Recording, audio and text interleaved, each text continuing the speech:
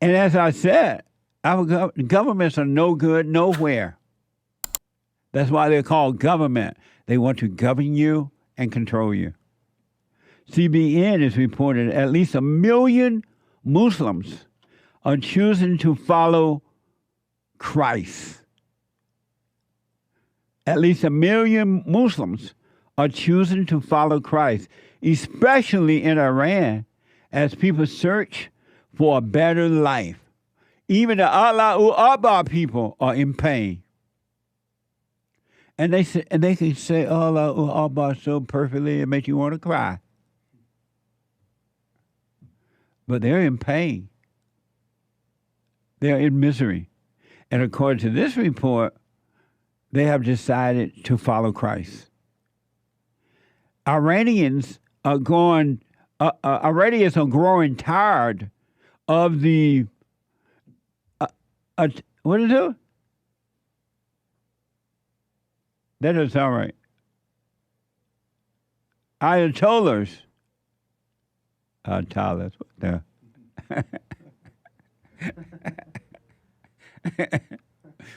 The Iranians are growing tired of the Ayatollahs, leaders, and a nation led by the empty promises of their Islamic theocracy.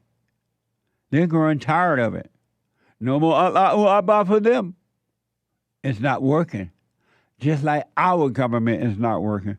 Just like Israel government is not working. And Ayatollahs are those leaders, are the so-called religious leaders, right? Their government is not working. And the people say, well, we're going to give Christ a chance. And all they have been given are empty promises. And that's exactly what our government does. If you pay attention to what the speakers are saying over there at the stupid Democratic National event, all empty promises. All empty. Listen, it's just empty promises. You can't save the world with social empty promises. It never has worked and it never will work. It never has worked and it never will work.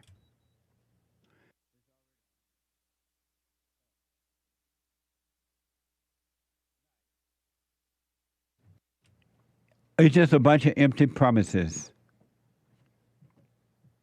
I want you to see this soundbite from CBN.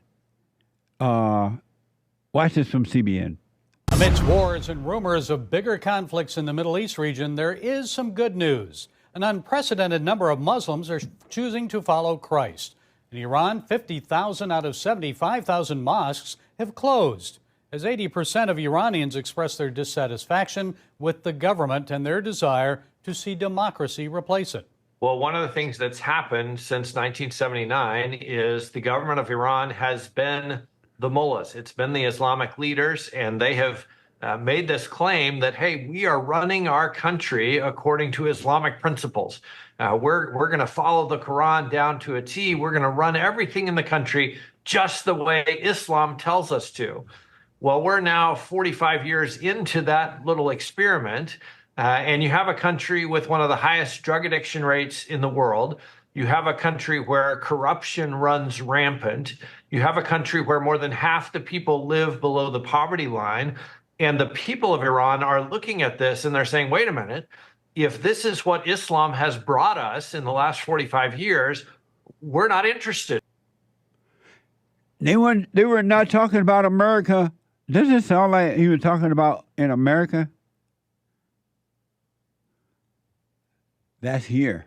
I mean, that over there. It's the same problems because it's the same spirit. You see those Muslim leaders in their heavy big robes and rats around their heads and praying to Allah. Behind those clothes are evil spirits, evil human beings. And as long as they can control you with Allahu Akbar, they will. And it's not going to work. All they're doing is they're just making empty promises, and they know it. Drugs and no work, everything bad over there, just like here.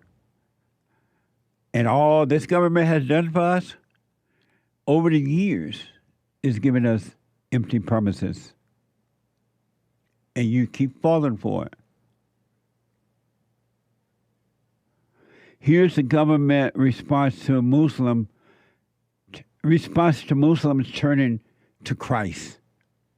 How's the regime reacting to this? We've heard 50,000 of 75,000 mosques have closed, and I'm sure they aren't accepting that very well. No, this is not something that is making the regime happy. And really, in many ways, they are seeking to solidify their power and to crush any kind of dissent. And they certainly see the growth of the church. They certainly see Christian evangelism as a form of dissent. That's undermining the Islamic regime. And so you have Christians being arrested, particularly leaders.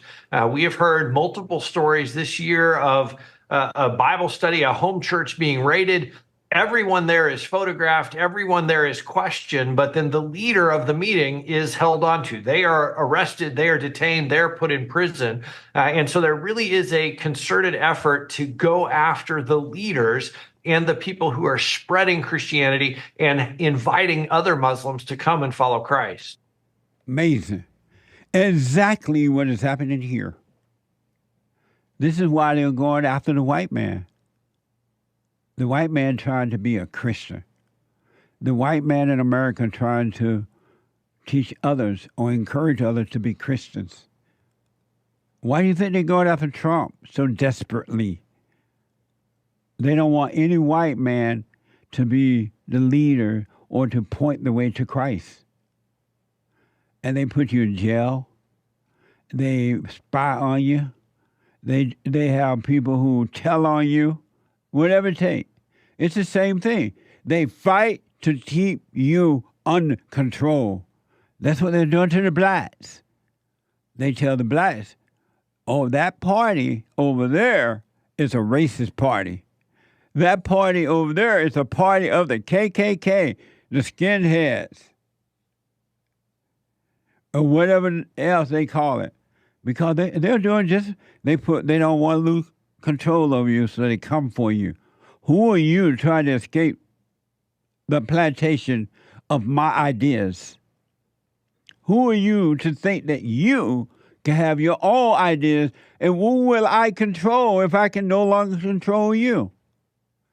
What does the wife do when the husband decides he's not going to cater to her anymore?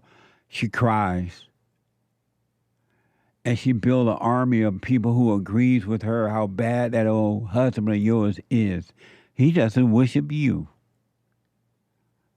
And then her God, the devil, tell her, take him to court. Take every dime he got. Take his money. Take his job. Destroy him and take his children. And she goes to court and she cries. And the evil judge fall for it, pretending he doesn't know what's going on. Or she. Now that they have female judges. It's the same thing over there that's happening over here in every country. Here are the received responses from a minister in the area called the Tide Ministry. Watch this. Don Schenk serves as executive director of the Tide Ministry. He explains how Muslims are experiencing dreams and visions, leading many to find purpose and a different understanding of God. We get responses from listeners who say, now I understand that God loves me. I always thought that God wanted to punish me. And I think there's an awakening, as I said, that's taking place across the Muslim world. Schenk states that Tide Ministry radio broadcasts are receiving positive responses in Afghanistan, where the Taliban pose great danger for those seeking information from secret Christians within the country. There's a lot of suspicion of, okay, if I'm going to meet with these people and share that I'm now a believer, are they really true believers? Or are they just trying to identify me? It's more than simply being ostracized or disowned by your family. It is actually the threat of death. Amazing. That's your government for you all around the world. The government has never been and never will be and ain't going to be, can't be your friends. They love power.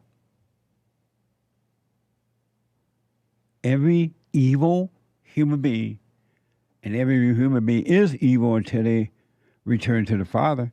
Every anger is evil. Anyone that has anger is evil.